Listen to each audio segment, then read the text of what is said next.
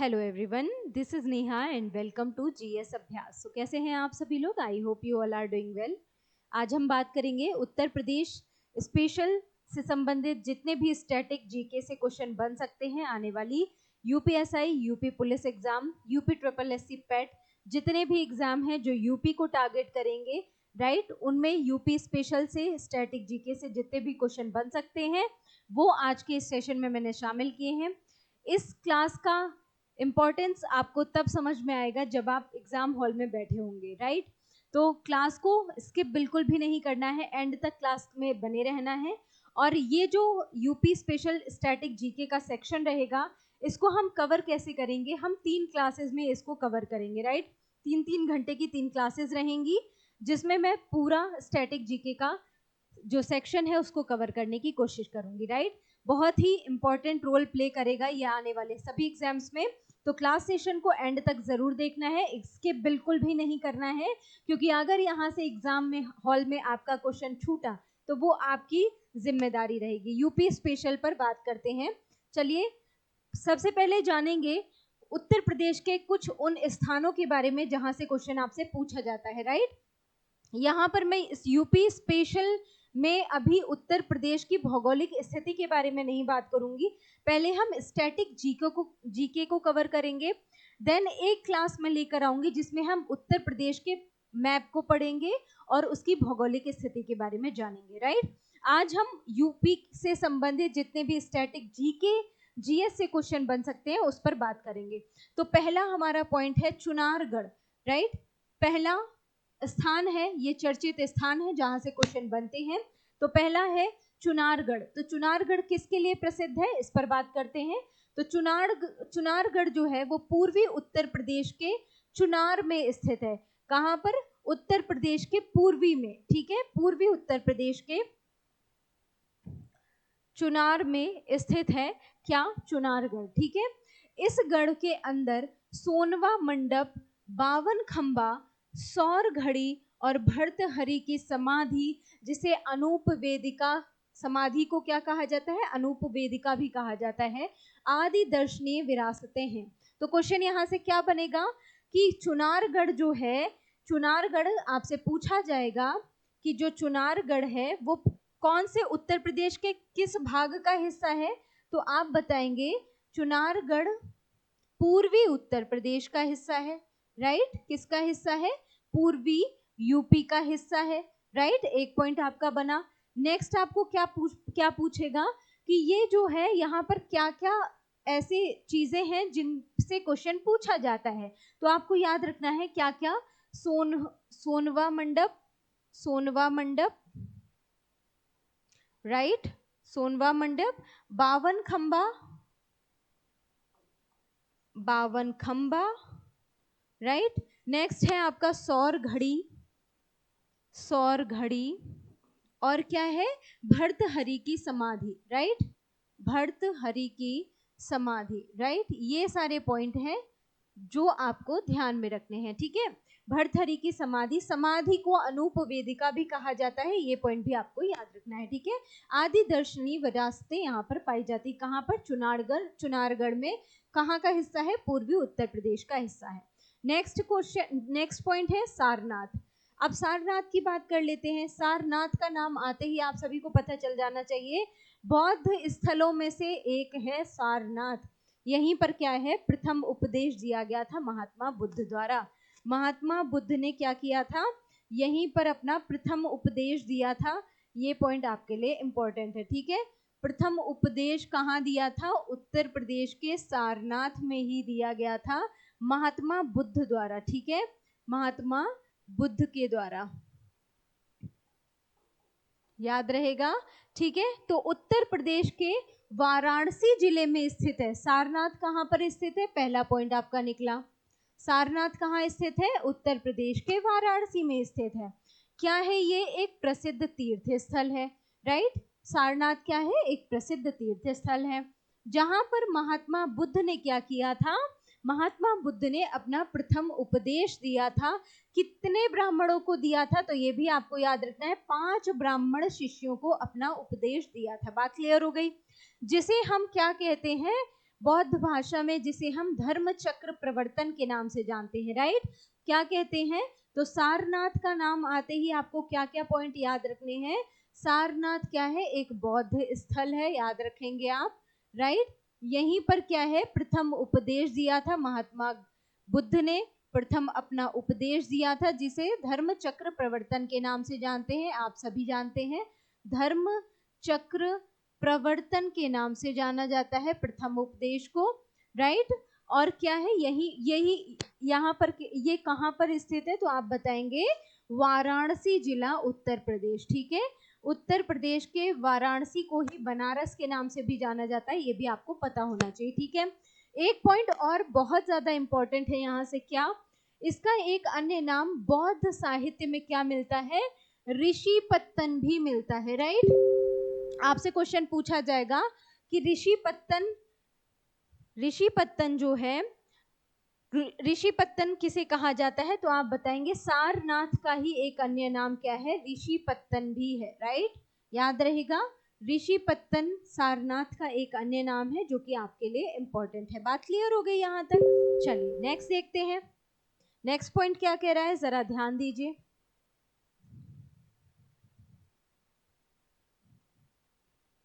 लखनऊ महानगर की बात करते हैं। नेक्स्ट है लखनऊ महानगर। अब यहाँ से देखिए क्या क्या पूछा जाता है।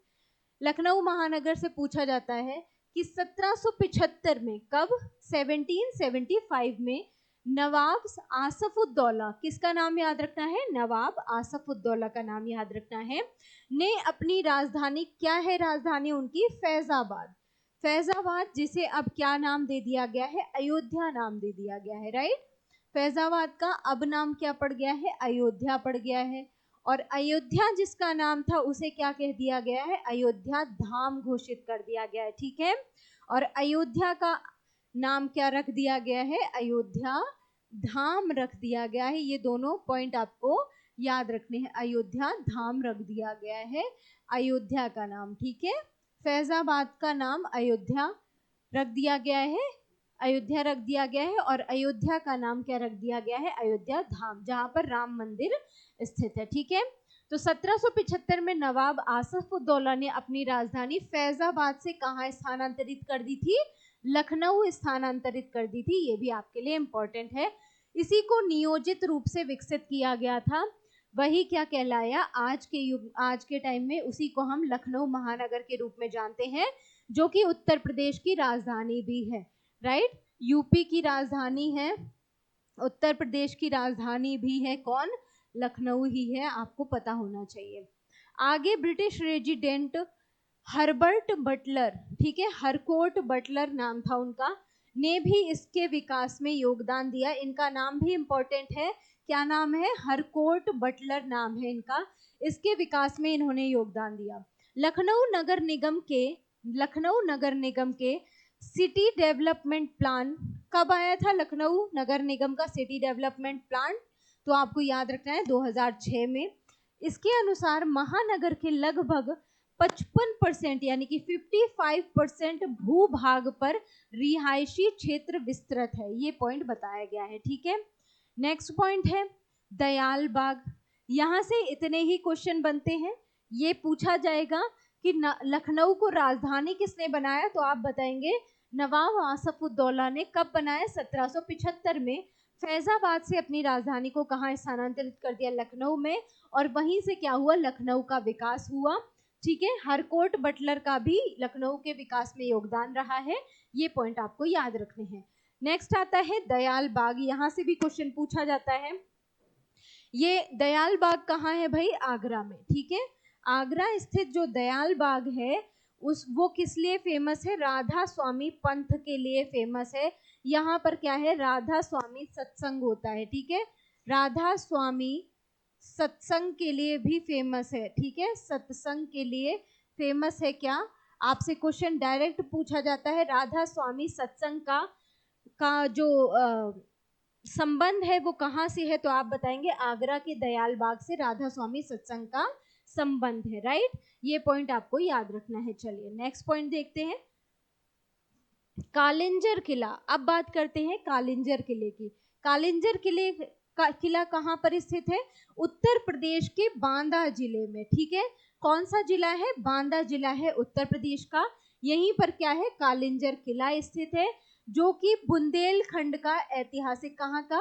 बुंदेलखंड का ऐतिहासिक व सामरिक दृष्टिकोण से महत्वपूर्ण किला है, ठीक है। किस क्षेत्र में आता है? तो उत्तर प्रदेश जैसे बटा हुआ है ना, रुहेलखंड, बुंदेलखंड, राइट।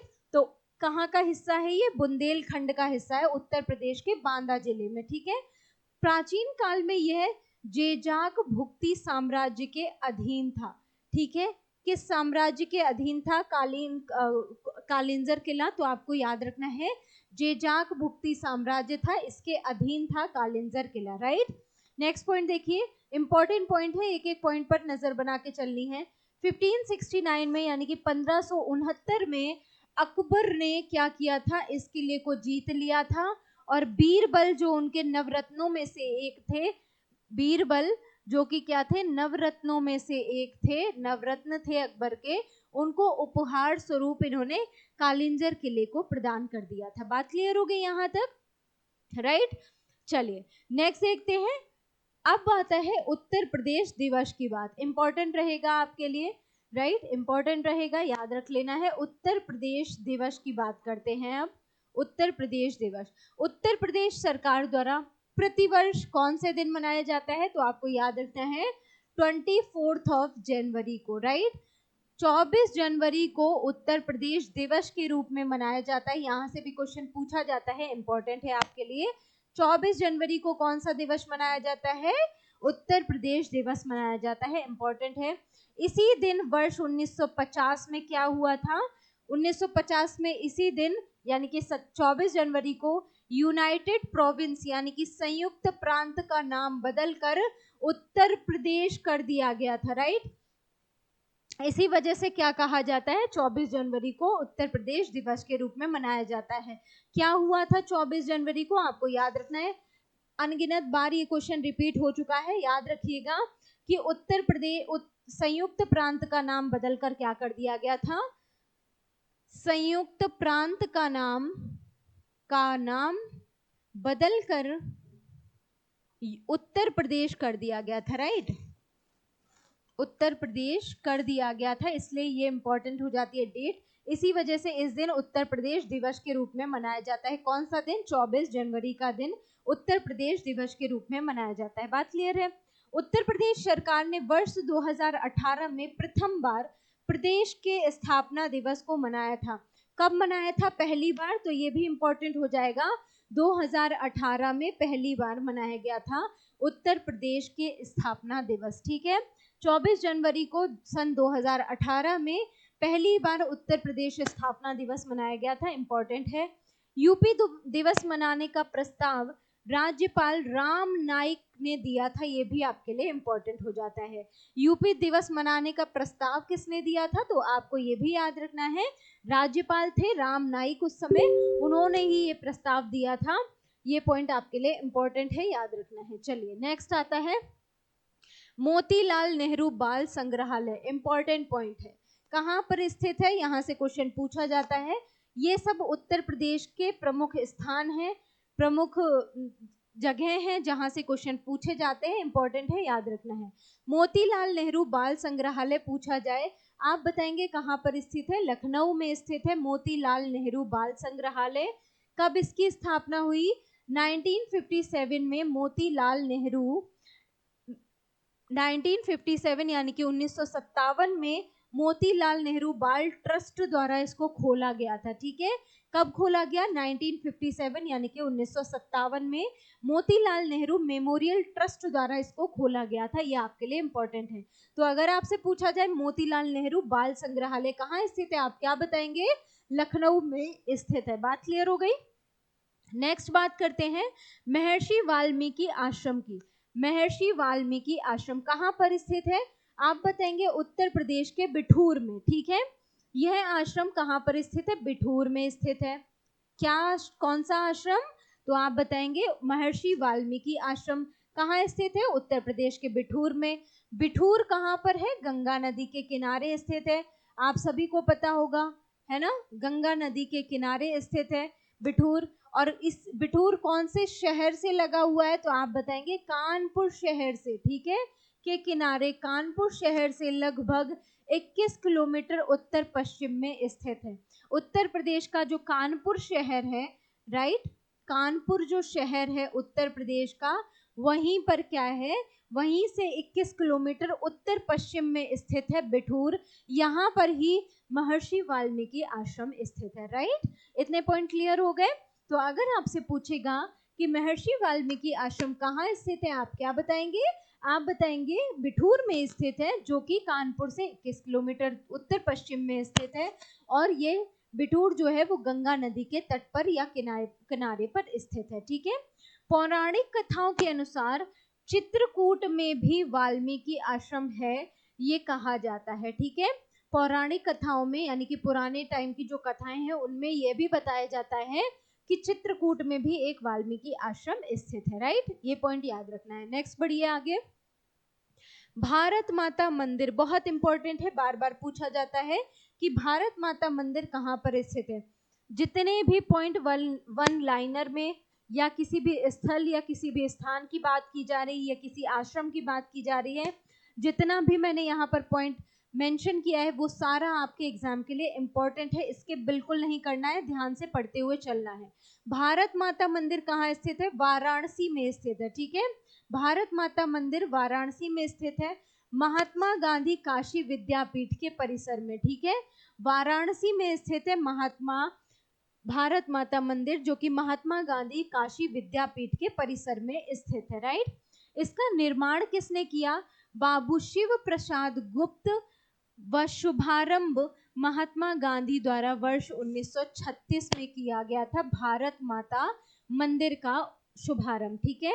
अगर इसके निर्माण की बात की जाए कि भारत माता मंदिर का निर्माण किसने किया, आप बताएंगे बाबू शिव प्रसाद गुप्त द्वारा किया गया। और इसका शुभारंभ किसने किया, महात्मा गांधी ने किया। कब किया, 1936 यानी कि 1936 में किया गया, राइट। याद रहेगा। तो भारत माता मंदिर के बारे में क्या क्या पॉइंट याद रखना है, आप बताएंगे वाराणसी में स्थित है, महात्मा गांधी विद्यापीठ के काशी विद्यापीठ के परिसर में, इसका निर्माण बाबू शिव प्रसाद गुप्त द्वारा किया गया और शुभारंभ महात्मा गांधी द्वारा कब किया गया, 1936 में किया गया, राइट। इतने पॉइंट याद रखने हैं। आगे बढ़िए। भारत कला भवन कहाँ स्थित है, भारत कला भवन, ठीक है। भारत कला भवन संग्रहालय बनारस हिंदू विश्वविद्यालय, जिसे हम BHU के नाम से जानते हैं, राइट। बनारस हिंदू विश्वविद्यालय वाराणसी में स्थित है। कौन सा, भारत कला भवन, राइट। एक भारत माता मंदिर था, ये है भारत कला भवन। कहाँ पर स्थित है, बनारस हिंदू विश्वविद्यालय यानी कि BHU में स्थित है, वाराणसी में, ठीक है। चित्रकला के विकास में इसका महत्वपूर्ण योगदान है, किसका, भारत कला भवन का। याद रखना है कहाँ स्थित है, भारत कला भवन संग्रहालय बनारस हिंदू विश्वविद्यालय वाराणसी में स्थित है, राइट। BHU वाराणसी में स्थित है। चलिए नेक्स्ट देखिए। एल्फ्रेड पार्क क्यों भाई सुर्खियों में है, सुर्खियों में क्या मतलब, क्यों ये फेमस है, ये पूछा जा रहा है। एल्फ्रेड पार्क आप सभी जानते होंगे, किसके नाम पर जाना जाता है, चंद्रशेखर आजाद को याद किया जाता है इनके इस नाम को लेते ही। तो अल्फ्रेड पार्क के बारे में जान लेते हैं। कंपनी बाग प्रयागराज में स्थित है अल्फ्रेड पार्क, ठीक है। प्रयागराज, जिसका वर्तमान में नाम प्रयागराज है, पहले इसे हम किस नाम से जानते थे, इलाहाबाद के नाम से जानते थे, राइट। इलाहाबाद के नाम से इसको जानते थे। इसी पार्क में ब्रिटिश पुलिस और एवं चंद्रशेखर आजाद के मध्य क्या हुआ था, मुठभेड़ हुई थी। जब चंद्रशेखर आजाद की पिस्तौल में मात्र एक गोली ही बची थी, तो ब्रिटिश पुलिस द्वारा जिंदा न पकड़े जाने के लिए उन्होंने अपनी कनपटी पर ही गोली दाग दी थी और शहीद हो गए थे, ठीक है। इसी अल्फ्रेड पार्क में ही पेड़ के नीचे बैठकर क्या कर दिया था, चंद्रशेखर आजाद जी ने खुद को गोली मार ली थी, ताकि वो अंग्रेजों द्वारा पकड़े ना जा सकें, ठीक है। स्वतंत्रता के बाद इस पार्क का पुनः नामकरण चंद्रशेखर आजाद के नाम पर चंद्रशेखर आजाद पार्क रखा गया। ये पॉइंट भी आपको याद रखना है। तो एल्फ्रेड पार्क अगर नाम लिया जाए, ठीक है, एल्फ्रेड अंग्रेज था, उसके नाम पर इसका नाम था एल्फ्रेड पार्क। जिसे कंपनी बाग के नाम से भी जानते हैं, राइट। और इसी को अब वर्तमान में चंद्रशेखर आजाद पार्क के नाम से भी जाना जाता है, राइट। आजाद पार्क कहाँ पर स्थित है? प्रयागराज में स्थित है, राइट। याद रहेगा कहाँ स्थित है? प्रयागराज में स्थित है। ये पॉइंट आपके लिए इंपॉर्टेंट है। चलिए आगे बढ़िए, सरधना के बारे में देखते हैं क्या कह रहा है सरधना। ठीक है, बेगम समरू ने, बेगम कौन थी? समरू थी। समरू ने एक अति प्रसिद्ध चर्च का निर्माण कहाँ पर किया? मेरठ के सरधना में। ठीक है, सरधना कहाँ है? तो आपको याद रखना है मेरठ में। ठीक है, मेरठ के सरधना के निकट, मेरठ के सरधना के निकट करवाया था क्या? बेगम समरू ने एक चर्च का निर्माण करवाया था। क्या करवाया था? चर्च का निर्माण मेरठ के सरधना के निकट करवाया था। इनके पति एक यूरोपीय वॉल्टर रेनहार्ट सांब्रे थे। ठीक है, जो बेगम समरू थी, इनके पति जो थे वो एक यूरोपीय थे, यानी कि अंग्रेज थे, वॉल्टर रेनहार्ट सांब्रे जिनका नाम था। ठीक है, क्या नाम था? वॉल्टर रेनहार्ट सांब्रे थे। इन्होंने कई रियासतों को सैन्य सेवाएं प्रदान की थी। अपने पति की मृत्यु के पश्चात बेगम समरू सरधना की शासिका बन गई थी। ये इंपॉर्टेंट पॉइंट है। बेगम समरू जो थी वो सरधना की क्या बन गई थी? शासिका बन गई थी, इसलिए सरधना फेमस है। अंग्रेजों ने 1780 ईस्वी में बनारस के शासक राजा चेत सिंह, कौन थे? बनारस के राजा चेत सिंह को अधीनता के लिए बाध्य किया था। और शुजाउद्दौला के बाद आसफउद्दौला व फिर 1797 ईस्वी में उसका भाई सआदत अली अवध का नवाब बना था। ठीक है, सआदत अली क्या बन गया था? अवध का नवाब बन गया था। ठीक है, सआदत अली ने 1801 में सुरक्षा की गारंटी के बदले में अंग्रेजों को प्रयागराज, गोरखपुर का क्षेत्र और रुहेलखंड क्षेत्र, कानपुर, फतेहपुर, इटावा, एटा, दक्षिण मिर्जापुर, कुमाऊं का क्षेत्र सौंप दिया था। क्या बताया गया यहाँ पर? ये बताया गया यहाँ पर कि सरधना जो मेरठ का क्षेत्र था उसकी शासिका कौन थी? बेगम समरू थी। उनके पति थे यूरोपीय वॉल्टर रेनहार्ट सांब्रे। इनकी मृत्यु के बाद क्या हो गया था? बेगम समरू जो थी वो सरधना की शासिका बन गई थी, राइट। अंग्रेजों ने 1780 में बनारस के जो शासक थे राजा चेत सिंह को क्या कर लिया था? अपने अधीनता स्वीकार करने के लिए बाध्य कर लिया था। उसके बाद क्या हुआ था? शुजाउद्दौला के बाद आसफउद्दौला और फिर 1797 में उसका भाई सआदत अली अवध का नवाब बन गया था। और सआदत अली ने क्या किया था? 1801 में सुरक्षा की गारंटी के बदले अंग्रेजों को प्रयागराज, गोरखपुर का क्षेत्र, रुहेलखंड का क्षेत्र, कानपुर, फतेहपुर, इटावा, एटा, दक्षिण मिर्जापुर और कुमाऊं का क्षेत्र सौंप दिया था, राइट। अंग्रेजों ने 1803 ईस्वी में मराठों को पराजित करके अलीगढ़, मेरठ, आगरा, बांदा, हमीरपुर, जालौन व आसपास के समूचे क्षेत्र पर अधिकार कर लिया था। ये उत्तर प्रदेश के जिलों की बात हो रही है, राइट। जितने भी उत्तर प्रदेश के जिले हैं उनसे संबंधित अंग्रेजों द्वारा क्या क्या किया गया था ये बताया जा रहा है।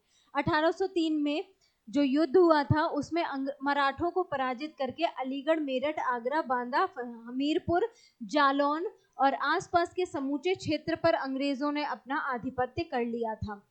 यूपी का संपूर्ण क्षेत्र कई वर्षों तक बंगाल प्रेसिडेंसी के अधीन रहा था। यहाँ गवर्नर जनरल का शासन था। ठीक है, बंगाल प्रेसिडेंसी आप सभी जानते हैं, वहां पर किसका शासन था? गवर्नर जनरल का शासन था। 1833 ईस्वी में ही इस क्षेत्र को आगरा प्रेसिडेंसी के रूप में अलग पहचान मिली व यहाँ पर एक अलग गवर्नर की नियुक्ति की गई। ठीक है, पहले ये जो क्षेत्र था वो संपूर्ण क्षेत्र किसमें था? बंगाल प्रेसिडेंसी के अधीन था। उसके बाद 1833 में इस क्षेत्र को आगरा प्रेसिडेंसी के अधीन कर दिया गया था।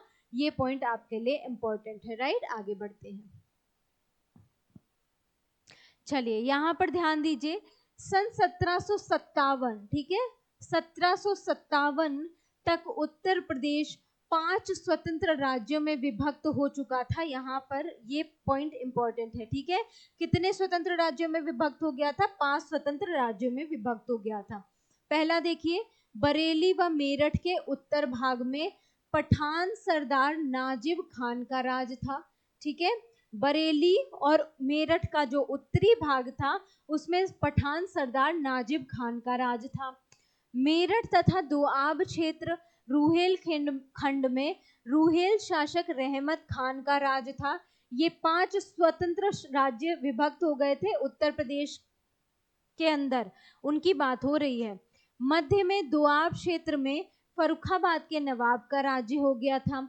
और वर्तमान में जिसे हम अयोध्या के नाम से जानते हैं, अयोध्या, लखनऊ, सुल्तानपुर, जौनपुर, बाराबंकी, श्रावस्ती जिलों पर अवध के नवाब कौन थे?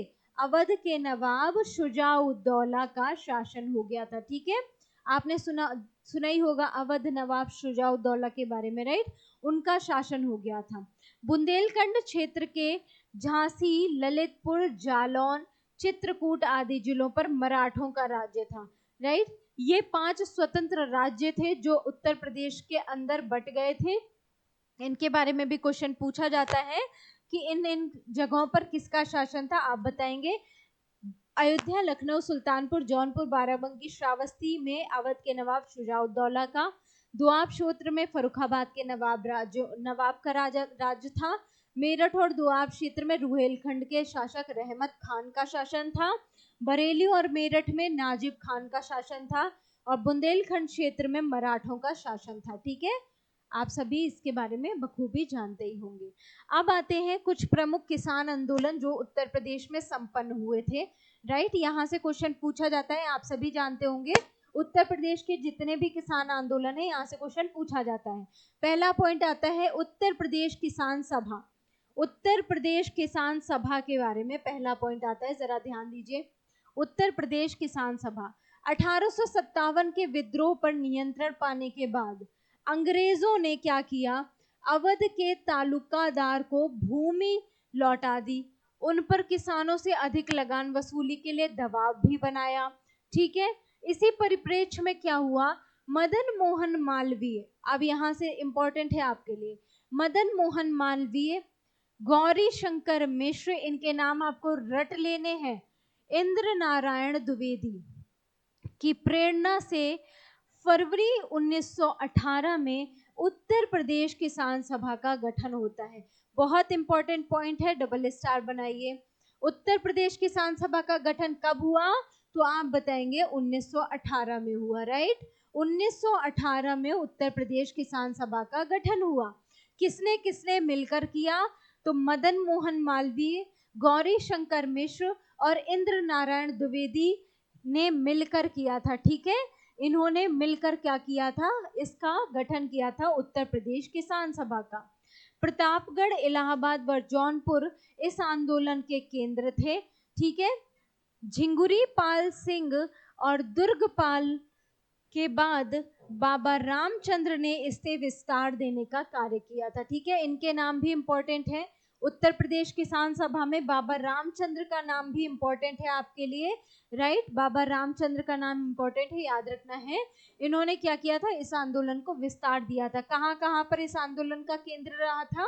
आपको याद रखना है, प्रतापगढ़, इलाहाबाद और जौनपुर में इस आंदोलन का केंद्र रहा था उत्तर प्रदेश जो किसान आंदोलन था, राइट। जवाहरलाल नेहरू व गौरी शंकर मिश्र जैसे नेताओं का भी इसमें सहयोग प्राप्त हुआ है, ठीक है। नाम याद रखना है, जवाहरलाल नेहरू और गौरी शंकर मिश्र, ये जो कि संस्थापकों में भी एक थे। इनका क्या है? इसमें सहयोग किया है इन्होंने, ठीक है। तो 1918 में उत्तर प्रदेश किसान सभा का गठन किया गया था, मैंने आपको बता दिया। अब बात करते हैं उत्तर प्रदेश में 1857 की क्रांति के प्रमुख केंद्र और नेतृत्वकर्ताओं की। यहाँ से भी क्वेश्चन पूछा जाता है, ठीक है। तो केंद्र पर बात करेंगे, भारतीय नेतृत्वकर्ता कौन रहा था 1857 की क्रांति में, और ब्रिटिश नेतृत्व किसका था, मतलब अंग्रेजों में किस अधिकारी ने नेतृत्व किया था। तो लखनऊ का जो विद्रोह था 1857 की क्रांति का, उसका जो मेन मुखिया था, नेतृत्व करता था, वो कौन था? तो आपको याद रखना है बेगम हजरत महल, और उनका छोटा सा बच्चा था विरजिस कादिर। इसने क्या किया था? इन दोनों ने क्या किया था? नेतृत्व किया था। ठीक है, बिरजिस कदर को इन्होंने क्या किया था? नवाब घोषित करके बेगम हजरत महल ने इसके नाम पर क्या किया था? इसको नवाब घोषित करके राज्य चलाया था। तो लखनऊ विद्रोह का नेतृत्व बेगम हजरत महल ने किया था अपने पुत्र बिरजिस कादिर के नाम पर। राइट, ये पॉइंट याद रखना है। लखनऊ विद्रोह का नेतृत्व करता बेगम हजरत महल। ठीक है, इसका जो दमन करता था यानी कि अंग्रेजों का जो अधिकारी था वो कौन था? Colin Campbell. कैंपबेल के नाम से आप याद रखेंगे। कैंपबेल लखनऊ के विद्रोह 1857 में जो लखनऊ में विद्रोह हुआ था उसका क्या था? दमन करता था। राइट, कानपुर में कौन था? नाना साहब और तात्या टोपे ने कानपुर में नेतृत्व किया था। कानपुर में नेतृत्व 1857 की क्रांति का किसने किया? नाना साहब और तात्या टोपे ने किया था। इसका दमनकर्ता कौन था यानी कि अंग्रेज अधिकारी कौन था? जनरल हैवलॉक था अंग्रेज अधिकारी। यहाँ से क्वेश्चन पूछे जाते हैं, एक एक पॉइंट आपके लिए इंपॉर्टेंट है, सारे पॉइंट आपको याद कर लेने हैं। राइट,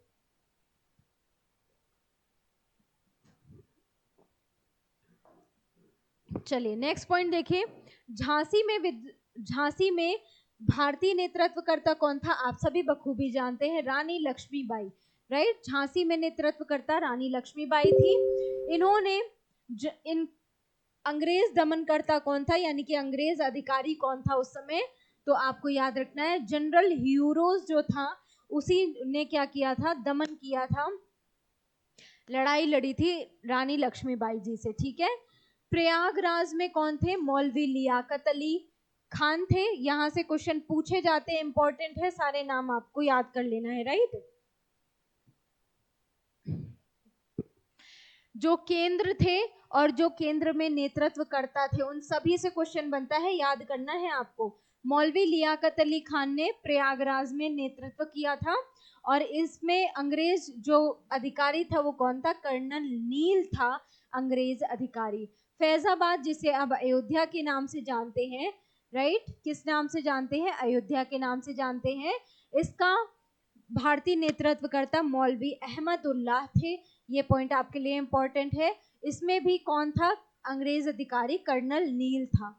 बरेली में खान बहादुर खान ने नेतृत्व किया था और इसमें अंग्रेज अधिकारी कैंपबेल थे, कॉलिन कैंपबेल, जिन्होंने लखनऊ में भी क्या किया था? नेतृत्व किया था। लखनऊ में भी नेतृत्व किया था कैंपबेल ने और इसने बरेली में भी नेतृत्व किया था। राइट, याद रहेगा। नेक्स्ट देखिए, मथुरा में देवी सिंह ने नेतृत्व किया था। भारतीय नेतृत्वकर्ता देवी सिंह थे और यहाँ पर कर्नल नील ने क्या किया था? नेतृत्व किया था। कालपी तात्या टोपे ने नेतृत्व किया था और यहाँ पर भी अंग्रेज अधिकारी कर्नल नील ही था। गोरखपुर में 1857 की क्रांति का नेतृत्व गजाधर सिंह द्वारा किया गया था। ये भी आपके लिए इंपॉर्टेंट है। तो आपको नाम याद रखने हैं, कौन 1857 की क्रांति में किस क्षेत्र में सक्रिय नेतृत्व करता था। राइट, आगे बढ़ जाते हैं।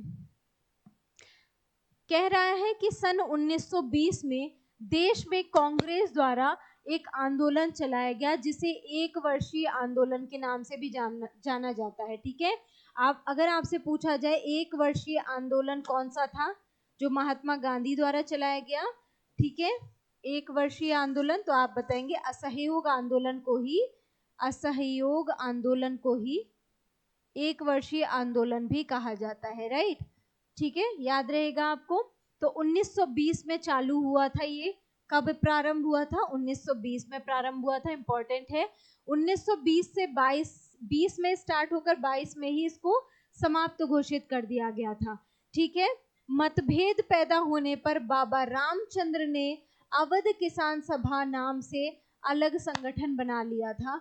बाबा रामचंद्र ने अवध किसान सभा का गठन कर लिया था। ये भी क्वेश्चन इंपॉर्टेंट है, यहाँ से क्वेश्चन पूछा जाता है। अवध किसान सभा के संस्थापक कौन थे? तो ये आपसे क्वेश्चन पूछा जाता है। किसान सभा, तो आपको नाम किसका याद रखना है? बाबा रामचंद्र का। ठीक है, अवध किसान सभा से संबंधित कौन थे? तो आप बताएंगे बाबा रामचंद्र जो थे वो अवध किसान सभा से संबंधित थे, ठीक है। और अगर उत्तर प्रदेश किसान सभा पूछी जाए तो आप नाम बताएंगे पंडित मदन मोहन मालवीय, इंद्र नारायण द्विवेदी और गौरी शंकर मिश्र, राइट। आगे बढ़िए। दिसंबर 1920 में अयोध्या में आयोजित रैली में 1 लाख किसानों ने भाग लिया और 1921 के मध्य तक किसान सभा का प्रभाव खत्म सा हो गया, ठीक है। 1921 में इसमें इसका प्रभाव समाप्त हो गया था। तो अगर अवध किसान सभा का वर्ष पूछा जाए तो आप क्या बताएंगे? 1920 में इसकी स्थापना हुई थी अवध किसान सभा की, और 1921 तक इसका प्रभाव थोड़ा कम हो गया था, राइट। ये पॉइंट भी आपके लिए इंपॉर्टेंट है, याद रखना है। नेक्स्ट देखिए, एका आंदोलन, यहाँ से भी क्वेश्चन पूछा जाता है। एका आंदोलन कब हुआ था? यहाँ से भी क्वेश्चन पूछा जाता है आपसे। आप बताएंगे लगान में अत्यधिक वृद्धि व वसूली में उत्पीड़न को लेकर मदारी पासी और सहदेव के नेतृत्व में सीतापुर, हरदोई, बहराइच के किसानों ने एका आंदोलन शुरू किया था। कब शुरू किया था आप बताएंगे? कब शुरू किया? 1921 में, ठीक है। 1921-22 के बीच में क्या हुआ था? एका आंदोलन की शुरुआत हुई थी, ठीक है।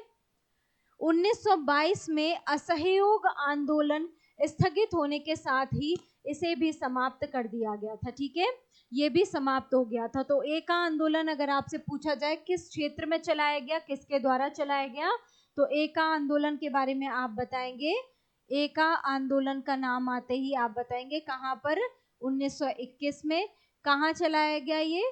किसके नेतृत्व में चलाया गया? आप बताएंगे मदारी पासी के नेतृत्व में, ठीक है। मदारी पासी का नाम ज्यादा इंपॉर्टेंट है, इनका नाम तो बिल्कुल भी नहीं भूलना है आपको। मदारी पासी एका आंदोलन 1921 और सहदेव के नेतृत्व में, ठीक है। मदारी पासी और सहदेव का नाम आपको याद रखना है, राइट।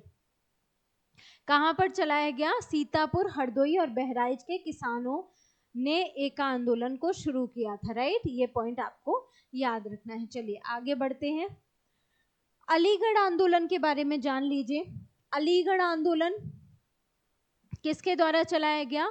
तो अंग्रेजी हुकूमत के पक्षकार थे सैयद अहमद खान। इन्होंने क्या किया? इस आंदोलन का नेतृत्व किया था। कौन सा आंदोलन इंपॉर्टेंट है आपके लिए? अलीगढ़ आंदोलन, ठीक है। कब आया था? 1875 में अलीगढ़ आंदोलन चालू किया था। किसने? सैयद अहमद खान द्वारा चलाया गया था। ईस्ट इंडिया कंपनी की न्यायिक सेवा में कार्य करते हुए इन्होंने 1857 के विद्रोहों में अंग्रेजों का साथ दिया था। ये भी इंपॉर्टेंट है। सैयद अहमद खान ने अंग्रेजों का साथ दिया था। 1875 में सैयद अहमद ने मुस्लिमों को आधुनिक शिक्षा प्रदान करने के उद्देश्य से Aligarh Mohammedan Anglo oriental school की स्थापना की थी। ये भी इंपॉर्टेंट पॉइंट है आपके लिए, ठीक है। तो 1875 में अलीगढ़ मुस्लिम विश्वविद्यालय, अगर आपसे पूछा जाए अलीगढ़ मुस्लिम विश्वविद्यालय, अगर आपसे पूछा जाए विश्वविद्यालय या अलीगढ़ मुस्लिम एंग्लो ओरिएंटल स्कूल की स्थापना अगर आपसे पूछी जाए तो आप बताएंगे किसने की? सर सैयद अहमद खान ने की थी, ठीक है। सर सैयद अहमद खान के द्वारा ही की गई थी। यहाँ से क्वेश्चन पूछा जाता है और ये आपके लिए इंपॉर्टेंट है, राइट। 1920 में अलीगढ़ मुस्लिम विश्वविद्यालय के रूप में इसका नाम क्या कर दिया गया था? परिवर्तित कर दिया गया था, ठीक है। पहले 1875 में इसका नाम क्या था? Aligarh Mohammedan Anglo oriental college. और अलीगढ़ मुस्लिम विश्वविद्यालय इसका नाम कब पड़ गया? 1920 में इसे अलीगढ़ मुस्लिम विश्वविद्यालय के नाम से जाना जाने लगा था, ठीक है। Aligarh Mohammedan Anglo oriental college के स्कूल के नाम से पहले इसको जानते थे। कब? 1875 में, ठीक है। 1920 से इसे अलीगढ़ मुस्लिम विश्वविद्यालय के नाम से जाना जाने लगा, जिसकी स्थापना किसने की थी? सर सैयद अहमद खान के द्वारा की गई थी। बात क्लियर हो गई यहाँ तक? चलिए नेक्स्ट पॉइंट देखिए, देवबंद आंदोलन। देवबंद आंदोलन के बारे में जान लेते हैं। कहां पर चालू किया गया था देवबंद आंदोलन? तो मुस्लिम समाज को पारंपरिक रूप से जागरूक, नैतिकतापूर्ण और समृद्ध बनाने के उद्देश्य से 1866 से 67 में, कब? 1866 से 67 में शुरू किया गया था एक आंदोलन। कहाँ पर? देवबंद में, ठीक है, देवबंद में, देवबंद आंदोलन। देवबंद कहाँ है भाई? सहारनपुर में, ये भी नोट कर लीजिए, ठीक है। सहारनपुर के देवबंद में एक आंदोलन चलाया गया जिसे देवबंद आंदोलन के नाम से जाना जाता है। 1866 से 67 के बीच में यह आंदोलन चलाया गया था। इसका मुख्य केंद्र सहारनपुर जनपद के अंतर्गत देवबंद था। ये पॉइंट भी आपके लिए इम्पोर्टेंट है। इसके संस्थापक कौन थे? मोहम्मद कासिम ननौतवी इसके संस्थापक थे, और रशीद अहमद गंगोही ने देवबंद इस्लामिक शिक्षा केंद्र मदरसे की स्थापना की थी। राइट। देवबंद आंदोलन से संबंधित दो व्यक्तियों का नाम आपको याद रखना है। एक थे मोहम्मद कासिम ननौतवी, राइट, और दूसरे थे रशीद अहमद गंगोही। तो ये दो नाम हैं जो आपके लिए इंपॉर्टेंट है। किससे? देवबंद आंदोलन से संबंधित, ठीक है। देवबंद आंदोलन कब हुआ था आप बताएंगे? 1866 और 67 के दौरान, ठीक है। 1866-67 के दौरान कहाँ पर? सहारनपुर के देवबंद में, सहारनपुर के कहाँ पर? देवबंद में इस आंदोलन को किया गया था, ठीक है। नाम आपको याद रखना है, मोहम्मद कासिम ननौतवी और रशीद अहमद गंगोही के द्वारा। राइट, यहाँ तक पॉइंट क्लियर हो गया होगा। नेक्स्ट देखिए, प्रदेश में भारतीय राष्ट्रीय कांग्रेस के प्रमुख अधिवेशन जो थे वो संपन्न हुए थे। कहाँ कहाँ पर संपन्न हुए थे? यहाँ से भी क्वेश्चन बनता है, ठीक है। कांग्रेस अधिवेशन से प्रत्येक वर्ष क्वेश्चन पूछा जाता है, और ये पॉइंट आपके लिए इंपॉर्टेंट है। आप सभी जानते हैं बखूबी कि ये कितना इंपॉर्टेंट पॉइंट है आपके लिए। चलिए देखते हैं आगे नेक्स्ट पॉइंट। चलिए, 1888 ईस्वी में इलाहाबाद में अधिवेशन हुआ था। 1888 में 1888 में इलाहाबाद में अधिवेशन हुआ था। जॉर्ज यूल ने इसकी अध्यक्षता की थी। अनगिनत बार क्वेश्चन पूछा गया, बहुत इंपॉर्टेंट है ये आपके लिए। 1888 में उत्तर प्रदेश के इलाहाबाद में जॉर्ज यूल की अध्यक्षता में कांग्रेस का अधिवेशन हुआ था, जिसे इलाहाबाद अधिवेशन के नाम से जाना जाता है।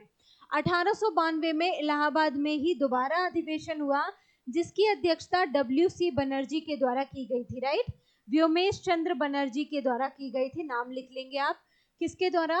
व्योमेश चंद्र बनर्जी के द्वारा की गई थी। राइट, क्या नाम है? WC बनर्जी, यानी कि व्योमेश चंद्र बनर्जी के द्वारा की गई थी। 1892 में दोबारा से इलाहाबाद में ही कांग्रेस का आयोजन हुआ था। 1899 में कांग्रेस का आयोजन लखनऊ में हुआ था, जिसकी अध्यक्षता रोमेश चंद्र दत्त के द्वारा की गई थी। ये भी इंपॉर्टेंट है, इसे RC दत्त लिखा रहता है। राइट, RC दत्त लिखा रहता है शॉर्ट फॉर्म में कई जगह, आपको यह भी याद रखना है। 1905 में बनारस में कांग्रेस का आयोजन हुआ था। बनारस कांग्रेस के नाम से जाना जाता है, जिसकी अध्यक्षता गोपाल कृष्ण गोखले के द्वारा किया गया था। ठीक है, गोपाल कृष्ण गोखले द्वारा बनारस कांग्रेस की अध्यक्षता की गई थी। कब हुई थी, कहां पर हुई थी? 1905 में हुई थी। ठीक है, 1910 में इलाहाबाद में कांग्रेस का आयोजन हुआ था, जिसकी अध्यक्षता सर विलियम वेडरबर्न द्वारा की गई थी। ठीक है, ये भी क्या थे? एक यूरोपीय थे। ठीक है, यही मतलब अंग्रेज जो था, एक तो जॉर्ज यूल हो गए, सर विलियम वेडरबर्न हो गए। 1910 में इलाहाबाद कांग्रेस का आयोजन किया हुआ था, सर विलियम वेडरबर्न ने उसकी अध्यक्षता की थी। नेक्स्ट हुई थी 1916 में लखनऊ में कांग्रेस का आयोजन, जिसकी अध्यक्षता अंबिका चरण मजूमदार द्वारा की गई थी। ये भी पॉइंट आपके लिए इंपॉर्टेंट है। ठीक है, यहाँ से भी क्वेश्चन पूछा जाता है। 1925 में कांग्रेस का आयोजन कानपुर में हुआ था। श्रीमती सरोजनी नायडू जो थी, इन्होंने क्या की थी? अध्यक्षता की थी, आप सभी जानते हैं। और ये उत्तर प्रदेश की प्रथम राज्यपाल, महिला राज्यपाल भी बनी थी। ठीक है, उत्तर प्रदेश की प्रथम महिला राज्यपाल अगर आपसे पूछा जाए कौन थी? सरोजनी नायडू ही थी। प्रथम महिला राज्यपाल अगर आपसे पूछा जाए कौन बनी थी, तो आप बताएंगे सरोजनी नायडू ही बनी थी। कानपुर में आयोजन हुआ था 1925 में कांग्रेस का, जिसकी अध्यक्षता श्रीमती सरोजिनी नायडू के द्वारा की गई थी। 1935 में लखनऊ में कांग्रेस का आयोजन हुआ था। पंडित जवाहरलाल नेहरू ने इसकी अध्यक्षता की थी। कब? 1935 में। 1946 में मेरठ में कांग्रेस का आयोजन हुआ था, जिसकी अध्यक्षता आचार्य जेबी कृपलानी द्वारा की गई थी।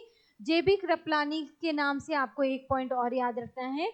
क्या याद रखना है? चलिए अभी छोड़ दीजिए उसको, ठीक है। 1946 में मेरठ में आयोजन हुआ था कांग्रेस का।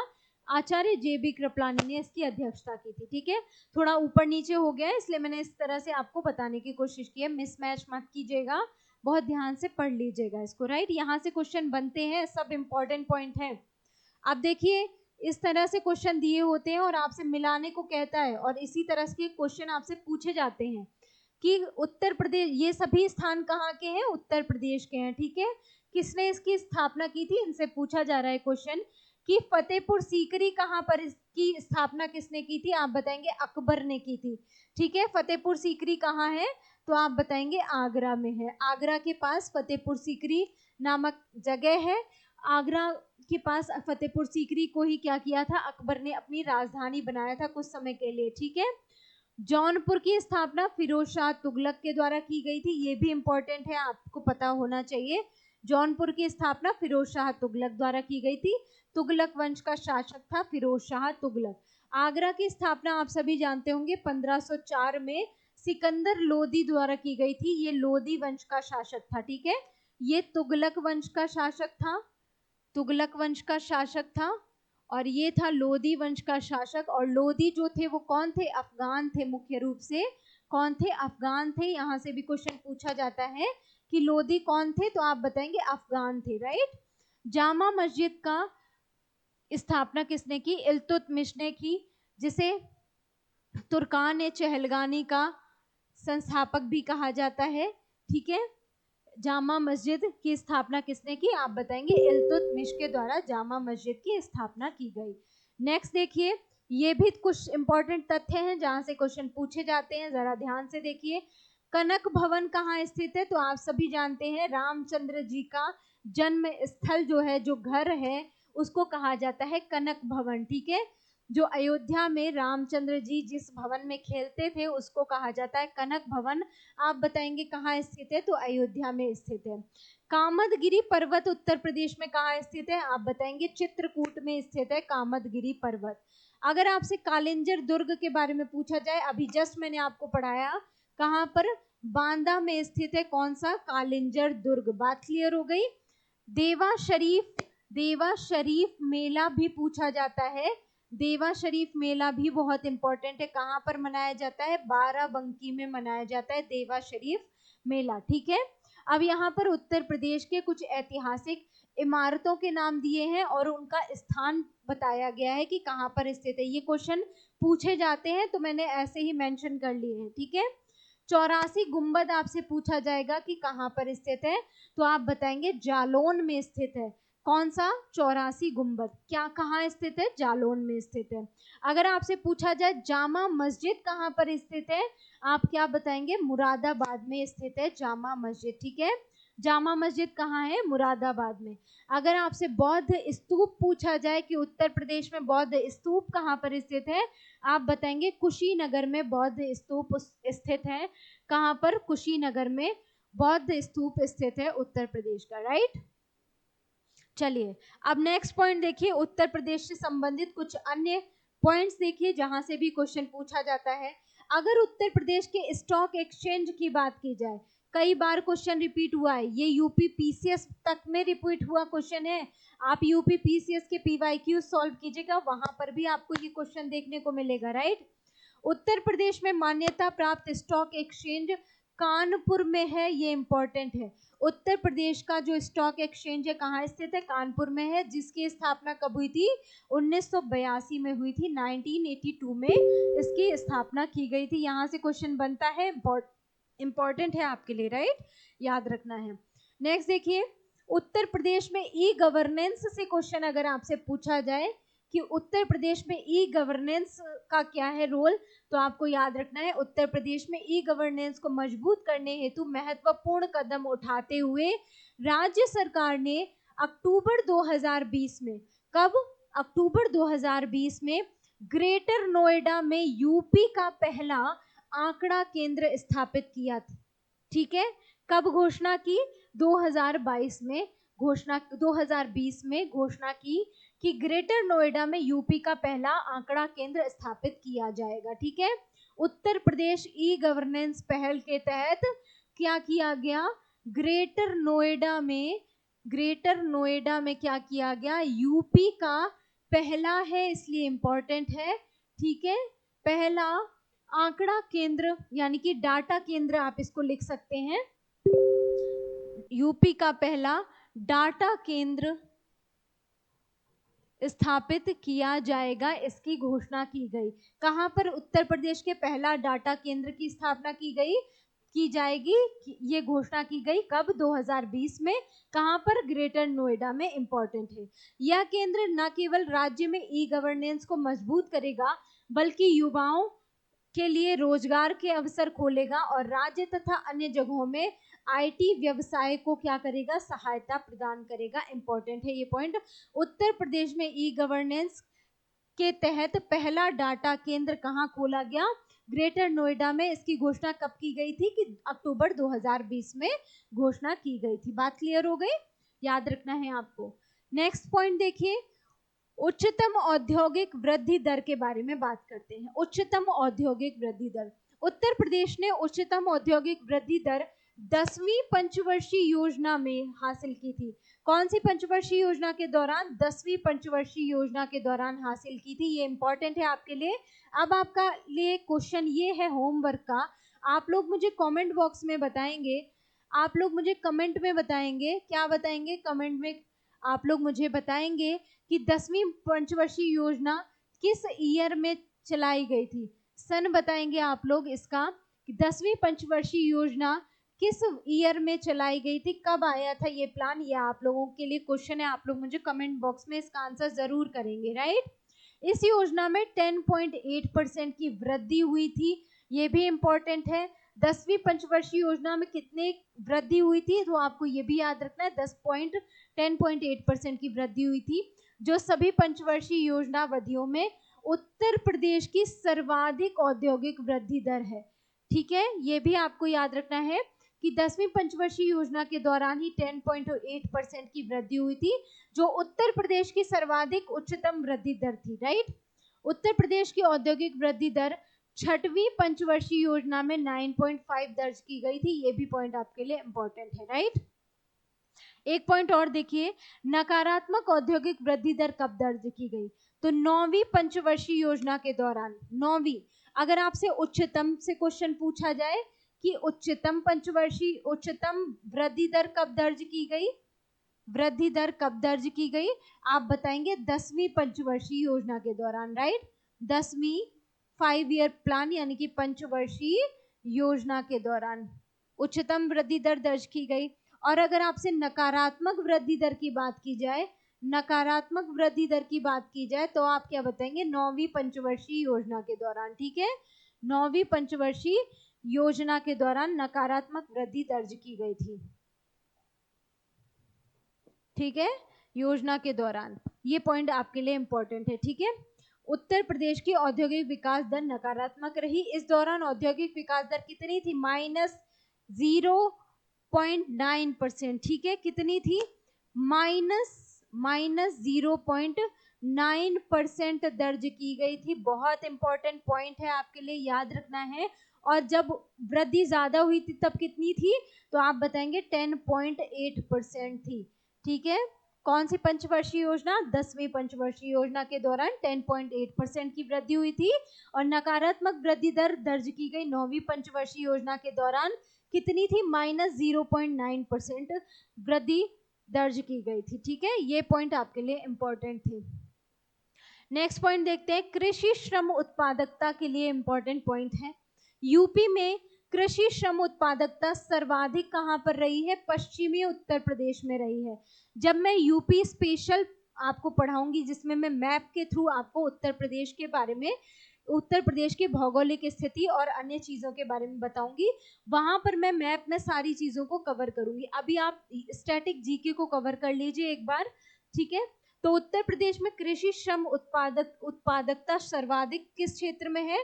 तो पश्चिमी उत्तर प्रदेश में पाई गई है सर्वाधिक उत्पादकता, ठीक है। कृषि का सबसे अधिक यांत्रिकीकरण पश्चिमी उत्तर प्रदेश में हुआ है, जिससे कम श्रम से अधिकाधिक उत्पादकता प्राप्त होती है। और ये क्षेत्र कौन सा है, इस पर नजर मार लीजिए। सहारनपुर, मेरठ, मुजफ्फरनगर, बिजनौर, मुरादाबाद, बरेली, पीलीभीत इत्यादि क्षेत्र कृषि श्रम उत्पादकता के लिए उपयुक्त क्षेत्र हैं। ये पॉइंट आपके लिए इंपॉर्टेंट है, राइट। और पश्चिमी उत्तर प्रदेश के पश्चात क्रमशः मध्य, पूर्व और सबसे कम बुंदेलखंड में कृषि श्रम उत्पादकता है। मध्य में, पूर्व में और सब पूर्वी क्षेत्र आप सभी जानते हैं, भारत, ये उत्तर प्रदेश का जो पूर्वी क्षेत्र है, वहां पर क्या है, कृषि श्रम की उत्पादकता बहुत कम है, ठीक है। तो ये पॉइंट भी आपके लिए आपको याद रखना है कि मध्य में, पूर्व में और सबसे कम बुंदेलखंड के क्षेत्र में, क्योंकि वहां पानी की भी कमी हो जाती है, इस वजह से कृषि श्रम उत्पादकता उधर कम हो जाती है, राइट। ये पॉइंट आपके लिए इंपॉर्टेंट था, याद रखना है।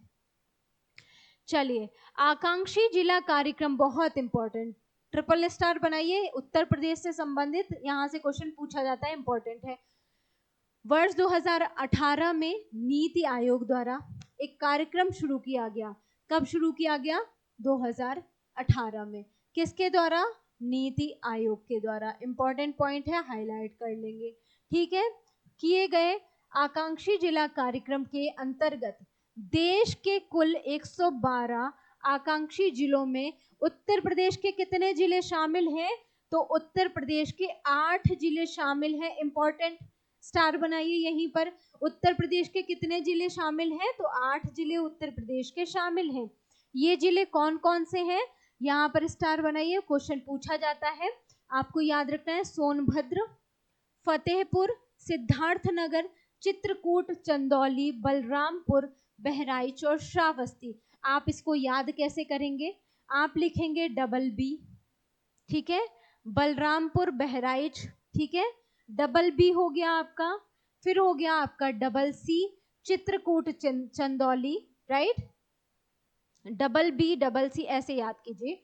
डबल बी यानी कि बलरामपुर और बहराइच, बलरामपुर और बहराइच, ठीक है। डबल सी हो जाएगा यानी कि चित्रकूट और चंदौली, और चंदौली, राइट। फिर आपका क्या हो जाएगा? एफ हो जाएगा, और फिर आप याद कर लीजिए डबल एस, ठीक है। डबल एस यानी कि सोनभद्र और सिद्धार्थनगर, राइट। सोनभद्र और सिद्धार्थनगर। अब आपका बचा एफ एस, ठीक है। एफ और नहीं, ट्रिपल एस याद कीजिए, श्रावस्ती, ठीक है। ट्रिपल एस इसको याद कर लीजिए, श्रावस्ती को। अब आपका बचा एफ, ठीक है। एफ फॉर क्या हो जाएगा? एफ फॉर हो जाएगा फतेहपुर, फतेहपुर, फतेहपुर, राइट। हो गया आपका। क्या क्या याद रखना है आपको? अब आप ट्रिक बना लीजिए, double B, double C, triple S और एफ, ठीक है। Double B, double C, triple S और एफ, ये 8 जिले हैं जो आकांक्षी जिला कार्यक्रम में शामिल उत्तर प्रदेश के 8 जिले हैं, ठीक है। Double B, double C, triple S और F, double B, double C, triple S, F, ऐसे करके आप याद कर लेंगे। आकांक्षी जिला कार्यक्रम में उत्तर प्रदेश के 8 जिले शामिल हैं, ठीक है। नेक्स्ट पॉइंट देखिए, ये इंपॉर्टेंट है, याद रखना है। कब स्टार्ट हुआ था आकांक्षी जिला कार्यक्रम? कब स्टार्ट हुआ था आप बताएंगे? 2018 में नीति आयोग द्वारा शुरू किया गया था। भारत के कुल 112 आकांक्षी जिलों में उत्तर प्रदेश के 8 जिले शामिल हैं। Double B, double C, triple S और एफ इसका कोड है, ट्रिक है, जिसमें डबल बी से आप बताएंगे बलरामपुर, बहराइच, डबल सी से है चित्रकूट, चंदौली, ट्रिपल एस से है सिद्धार्थनगर, सोनभद्र और श्रावस्ती, और एफ से हो गया आपका फतेहपुर, राइट, ये पॉइंट आपको याद रखना है। नेक्स्ट देखिए विशेष आर्थिक क्षेत्र के बारे में। मुरादाबाद मुरादाबाद मुरादाबाद और कानपुर विशेष आर्थिक क्षेत्र यानी कि SEZ स्थापित किए जाने वाले स्थानों में शामिल हैं और वर्तमान में प्रदेश में 14 विशिष्ट आर्थिक क्षेत्र क्रियाशील हैं। तो अगर आपको SEZ में उत्तर प्रदेश के SEZ में शामिल उत्तर प्रदेश के जिले पूछे जाएंगे तो आप बताएंगे एक है मुरादाबाद और एक है कानपुर, राइट। क्या बताएंगे? मुरादाबाद और कानपुर उत्तर प्रदेश के जिले हैं जो कि SEZ यानी कि विशेष आर्थिक क्षेत्र में स्पेशल इकोनॉमिक जोन में शामिल जिले हैं, ठीक है। स्पेशल इकोनॉमिक जोन में शामिल जिले हैं कौन कौन से? मुरादाबाद व कानपुर। प्रदेश में वर्तमान में 14 विशिष्ट आर्थिक क्षेत्र भी क्रियाशील हैं, ये भी पॉइंट आपको याद रखना है। और अगर आपको फ्री PDF क्लासेस के PDF आपको चाहिए हो तो आप लोग हमारे टेलीग्राम ग्रुप को ज्वाइन कर सकते हैं। GS अभ्यास टेलीग्राम ग्रुप है हमारा, उसे आप ज्वाइन कर सकते हैं। वहां पर आपको क्लासेस के फ्री PDF मिल जाते हैं, राइट। आगे बढ़ते हैं, नेक्स्ट पॉइंट देखिए। उत्तर प्रदेश में वैट कब लागू हुआ? यूपी के सभी एग्जाम्स में यहाँ से क्वेश्चन पूछा जाता है, इंपॉर्टेंट है आपके लिए, स्टार बनाइएगा, इंपॉर्टेंट है। वैट उत्तर प्रदेश में मूल्य वर्धित कर यानी कि वैल्यू एडेड टैक्स, ठीक है। Value added tax, value added tax, मूल्य वर्धित कर, वैल्यू एडेड टैक्स, ठीक है। वैल्यू एडेड टैक्स, ठीक है। वैल्यू एडेड टैक्स क्या है? मूल्य वर्धित कर। कब लागू हुआ उत्तर प्रदेश में? 1 जनवरी 2008 से लागू हुआ। कब लागू हुआ? 1 जनवरी 2008 से लागू हुआ है। इंपॉर्टेंट है आपके लिए, ये डेट आपको रट लेनी है। उत्तर प्रदेश में वैट कब से लागू हुआ? तो 1 जनवरी 2008 से लागू हुआ, याद कर लेना है। उत्तर प्रदेश की सीमा रेखा भारत के 8 राज्यों और एक संघ राज्य क्षेत्र अर्थात कुल 9 राज्यों से मिलती है। अगर आपसे क्वेश्चन पूछा जाए कि उत्तर प्रदेश की सीमा जो है वो भारत के कितने राज्यों से मिलती है, और अगर आपसे पूछे कि कितने राज्य और केंद्र शासित प्रदेशों से मिलती है, तो आप बताएंगे, अगर कुल सीमा पूछी जाए, कुल राज्य और केंद्र शासित प्रदेशों से मिलने वाली सीमा अगर आपसे पूछी जाए तो आप बताएंगे 9 है। और अगर सिर्फ राज्यों की सीमा आपसे पूछी जाए तो आप बताएंगे टोटल 8 राज्यों से सीमा मिलती है उत्तर प्रदेश की। बात क्लियर हो गई? इंपॉर्टेंट पॉइंट है, याद कर लेना है। यूपी की सीमा हिमाचल प्रदेश, हरियाणा, राजस्थान, मध्य प्रदेश, छत्तीसगढ़, झारखंड, बिहार, उत्तराखंड और केंद्र शासित प्रदेश दिल्ली से लगती है। याद रहेगा, Himachal Pradesh, H for Himachal Pradesh, H for Haryana, Rajasthan, Madhya Pradesh, Chhattisgarh, Jharkhand, Bihar, Uttarakhand और दिल्ली से मिलती है इसकी सीमा उत्तर प्रदेश की। ये सभी पॉइंट आपके लिए इंपॉर्टेंट है, यहाँ से क्वेश्चन बनता है। क्लास में एंड तक बने रहिए, क्लास को स्किप करके बिल्कुल मत भागिएगा, ये आपके लिए बहुत ही ज़्यादा हानिकारक साबित हो सकता है, राइट। अब यहाँ पर देखिए पूर्वी शहर के बारे में बात कर लेते हैं। यूपी का जो सबसे पूर्वी जिला है वो कौन सा है? यूपी का सबसे पूर्वी जिला या शहर? तो आप बताएंगे बलिया है। अगर हम पूर्व की बात करें तो पूर्व इधर है, तो बलिया यहाँ पर स्थित है, राइट। मैप में मैं आपको पढ़ाऊंगी, जब मैं मैप पढ़ाऊंगी यूपी स्पेशल को आपको कवर करूंगी मैप के थ्रू, राइट। अभी हम स्टैटिक जीके पढ़ रहे हैं, फिर हम जब यूपी स्पेशल पढ़ेंगे देन मैं मैप के थ्रू आपको सारा कुछ पढ़ाऊंगी, राइट। तो बलिया जो है उत्तर प्रदेश का पूर्वी जिला है, जिसकी पूर्वी सीमा किस राज्य से लगती है? तो आप बताएंगे बिहार से लगती है। बी से बलिया, बी से बिहार, ठीक है। बी से क्या है आपको याद रखना है? बलिया है, और बी से ही क्या है? बिहार है। तो बलिया की सीमा किससे लगती है? तो आप बताएंगे बिहार से लगती है। और बलिया उत्तर प्रदेश का कौन सा जिला है? पूर्वी जिला है, ठीक है। उत्तर प्रदेश के पूर्व में स्थित जिला है बलिया। यह यूपी के 3 जिलों मऊ, गाजीपुर और देवरिया व बिहार के 3 जिलों भोजपुर, छपरा और सिवान से घिरा हुआ है। ये पॉइंट भी आपके लिए इंपॉर्टेंट है। उत्तर प्रदेश के भी 3 जिलों से घिरा हुआ है। बलिया क्या है, जो ये पूर्वी शहर बलिया है, ये यूपी के भी 3 जिलों से घिरा हुआ है। कौन कौन है? मऊ, गाजीपुर और देवरिया, राइट, गाजीपुर और देवरिया। और अगर बिहार के भी पूछे जाए कि बिहार के भी कौन कौन से जिलों से घिरा हुआ है, तो आप बताएंगे भोजपुर, भोजपुर, छपरा और कौन सा है भाई? सिवान। ठीक है, ये 3 जिले हैं जो किसे घेरे हुए हैं? बलिया को घेरे हुए हैं। ठीक है, तो बलिया की जो सीमा है बिहार से लगती है, आपको याद रखना है, राइट। ये पॉइंट आपके लिए इंपॉर्टेंट है। चलिए आगे बढ़े, नेक्स्ट पॉइंट देखिए। अच्छा, अब यहाँ से जनगणना के पॉइंट स्टार्ट हो गए हैं। अभी के लिए मैं क्या करती हूँ, क्लास सेशन को करती हूँ यहीं पर एंड, राइट। हाँ, क्योंकि अब यहाँ से ना जनगणना के क्वेश्चन शुरू होंगे और मैं चाहती हूँ कि इन चीज़ों को थोड़ा सा तसल्ली के साथ आप पढ़ें, राइट। क्योंकि अभी आप 1 घंटे से ऊपर की क्लास हो गई है और अभी आप थक भी गए होंगे। ठीक है, अभी हम क्लास सेशन को करेंगे यहीं पर एंड। कल के सेशन में हम इसके आगे से क्लासेस को स्टार्ट करेंगे, राइट। अभी के लिए यहीं पर करते हैं एंड। और अगर आप लोगों ने अभी तक टेलीग्राम ग्रुप को ज्वाइन नहीं किया है तो ज़रूर ज्वाइन कर लीजिएगा। जीएस अभ्यास हमारा टेलीग्राम ग्रुप है, उसको ज्वाइन कर लीजिएगा ताकि आप लोगों को फ्री पीडीएफ जो है वहाँ पर मिल जाया करें। ठीक है, एमसीक्यूज की प्रैक्टिस होती है, आप उसको भी ज्वाइन कर लीजिएगा, राइट। अभी के लिए इतना ही, इसके आगे का सेशन हम कल कंप्लीट करेंगे। कल हम आगे बढ़ेंगे, यूपी स्पेशल को पढ़ेंगे, हम आगे की क्लासेस में देखेंगे यूपी से संबंधित सभी पॉइंट्स को कल के क्लास में हम कवर करेंगे, राइट। अभी 2-3-4 क्लासेस में इसको बांटकर पढ़ेंगे।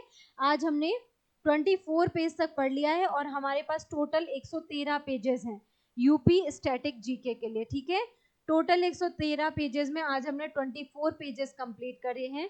हमें 2-3 क्लासेस लगेंगी, उसमें हम यूपी स्पेशल को पूरा कंप्लीट कर लेंगे।